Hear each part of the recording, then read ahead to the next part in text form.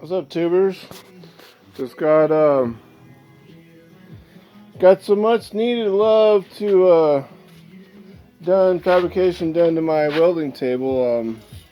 I cut off. I had some funky shit mounted on here before, and without wasting a bunch of material, I just cut it off, ground it down, and then welded it back up. And these things work 100% better than this thing has ever worked. Now in the back here, I only have a little 5-pound dumbbell cast iron wheels on the axle I fabricated on there. But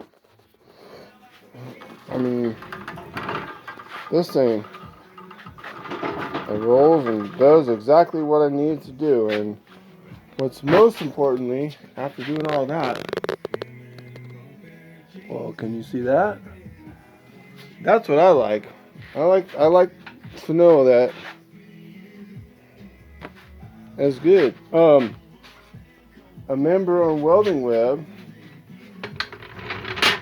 Les, thank you very much. Well, we all know him by Wheat Baron, but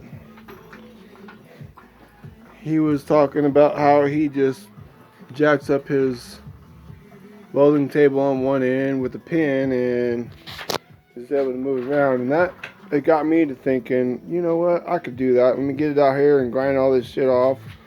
So if you look out here, you'll see a mess I still got to clean, because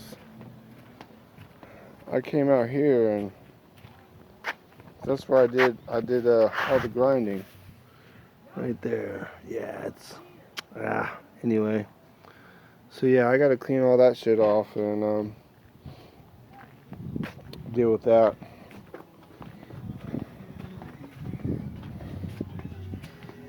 But yeah, so I'm happy with this. It's working.